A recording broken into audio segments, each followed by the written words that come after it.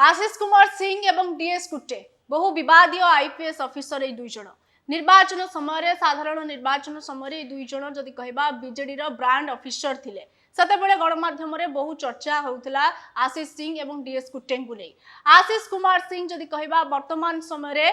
Deputy केंद्रीय deputation रे जाइछंती एवं आईटीबीपी रो आईजी भावे नियुक्ति होइछंती। तबे कहा जाउथला आशीष कुमार सिंह का परे कोन पाळी पड़िबो कि डीएस कुट्टेंकर ना से कोन ठेसा होई रहि जिवे एमिति किछि चर्चा हेउथला पावर कॉरिडोर रे। तबे वर्तमान रो बड़ खबर जा आसुची जे डीएस कुट्टे केंद्रीय डेपुटेशन रे जाइछंती एवं बीएसएफ रो आईजी भावे डेपुटेशन रे जाइछंती डीएस कुट्टे। तबे जदि कहबा गत किछि दिन हेबो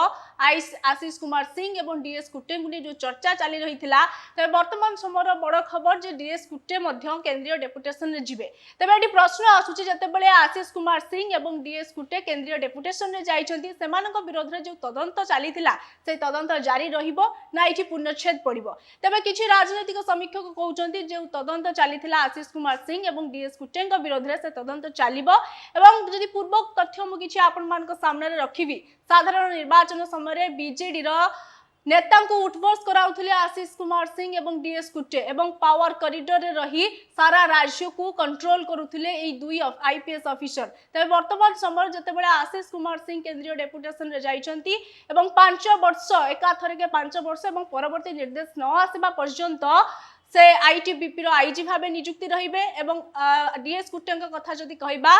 29 फेब्रुआरी 2028 पर्यंत से बीएसएफ रो आईजी भाबे नियुक्ति रहिबे। तबे वर्तमान जहा कहा जाउथला आशीष सिंह को परे बडे पाळी पड़िबो डीएस कुट्टेंकर एवं ता मध्ये होईची एवं बड़ खबर जा आसुची डीएस कुट्टे बीएसएफ रो आईजी भाबे नियुक्ति होईचंती। तबे आम सहित अछंती वरिष्ठ सांबादिक राजनैतिक समीक्षक अक्षय कुमार साहू। सुनंतु अक्षय कुमार साहूकर प्रतिक्रिया। देखंतु बहुत दिन धरि के अपन देखबे आशीष सिंह एवं डीएस कुट्टे को पुलिस विभाग ओएसडी बा ऑफिसर ऑन स्पेशल ड्यूटी दायित्व रे रखा दितला। ए पदवी पनिशमेंट पदवी भली विचार करा जाए एवं सेमाने अतीत जो भली भाव निर्वाचन रे माने विशेष करके बिजु जनता दल सपक्ष कार्य करने चेष्टा करथिले बा कहथिले से नै इलेक्शन कमिशन रो चार्ट सेमान कबरे पडुथला एवं सेमान वर्तमान ओडिसा रे एही कार्य करबा एक प्रकार बहुत तांक पई कष्टकर होई पडितला। तो वर्तमान जहाँ देखा जाउची डीएस कुट्टे वर्तमान केंद्रीय डेपुटेशन में जाउछंती सेठी जाके काम करिवे। तो माने हम कहि परिबा जे एटा उभय समान से अपन आशीष सिंह डीएस कुट्टे कैरियर पई हो केंद्रीय डेपुटेशन में जिबा एवं ओडिसा सरकार को पई एटा हम कहिपरा गोटे भल अरेंजमेंट है कारण ओडिसा रही से कौन से पद पदवी रहा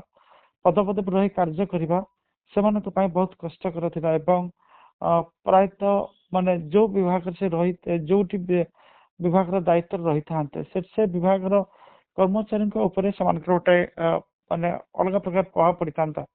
तो उभय आशीष सिंह एवं डीएस गोटे केंद्रीय डेपुटेशन जीवा उभय राज्य भल से भल और मोटामोटी आम कहीपर जो सेमानकर क्यारियर नहीं जो चिंता रही से चिंतार एक प्रकार अवसान घटी देखा ये दुई आईपीएस ऑफिसर आशीष सिंह हूँ कि डीएस कुट्टे से विरुद्ध जो तदंत चली कौन प्रक्रिया जारी रहिबो ना कौन केमिति देखुछंती इनक्वारी बा तदंत गोटे निरवच्छिन्न प्रक्रिया सेटा से ऑफिसर्स माने गले भी केंद्रीय डेपुटेशन गले भी जो चली विरोध रे जो तदंत चली जो इलेक्शन में संपृक्त नहीं से विवादीय प्रोसीडिंग जारी रहिबो। हां से विवादीय प्रोसीडिंग बा माने जो रही तदंत सेटा चालू रहिबो। देखा बीजेडी रो खास लोक कहा जाउथला निर्वाचन समय जे सरकारी कर्मचारी राजनीति रे शामिल रहउचंती सब केते कोन सत थिला ए सब तथ्य गुडी जा जेतो एगुडा तदंत रे बर्तन चालीछि इलेक्शन कमिशन तो प्राइम फेसी एविडेंस पाइथिले बोली ए कार्यानुष्ठान नैथिले तो तार गोटे पक्का प्रमाण जोगाड़ करबा पई हेले गोटे तदंत दरकार विभागीय तदंत दरकार एवं से तदंत वर्तमान चालीछि से तदंत निश्चित भाव भविष्य रे जना पड़िबो एवं जतबे भविष्य निश्चित से तदंतर फलाफल कोन आमे राज्यवासी जानी परिबे तो से नेक अधिक वर्तमान आलोचना करबा ठीक हेबो नै कि एति कहि परिबा जे किछिटा जहाँ को कहते किछिटा गोटे प्रमाण थिला बोली ନିର୍ବାଚନ କମିଶନ ସେ ଦୁଇଙ୍କୁ ଏକ ପ୍ରକାର ସେତେବେଳେ ସେମାନଙ୍କର କାର୍ଯ୍ୟରୁ ଅନ୍ତର କରିବା ପାଇଁ ତତ୍କାଳୀନ ରାଜ୍ୟ ସରକାରଙ୍କୁ ନିର୍ଦ୍ଦେଶ ଦେଇଥିଲେ ଏବଂ ବର୍ତ୍ତମାନ ସେମାନେ ଅଫିସର ଅନ୍ ସ୍ପେଶାଲ ଡ୍ୟୁଟି ହିସାବରେ ରହିଛନ୍ତି ଏବଂ ଯେପର୍ଯ୍ୟନ୍ତ ନୂଆ ଦାୟିତ୍ୱ ଗ୍ରହଣ ନ କରିଛନ୍ତି ତ ଏଇଟା ସାମଗ୍ରିକ ଭାବେ ଯଦି କହିବା ଯେ ବର୍ତ୍ତମାନ ସେମାନଙ୍କର whatever omission and commissions they have made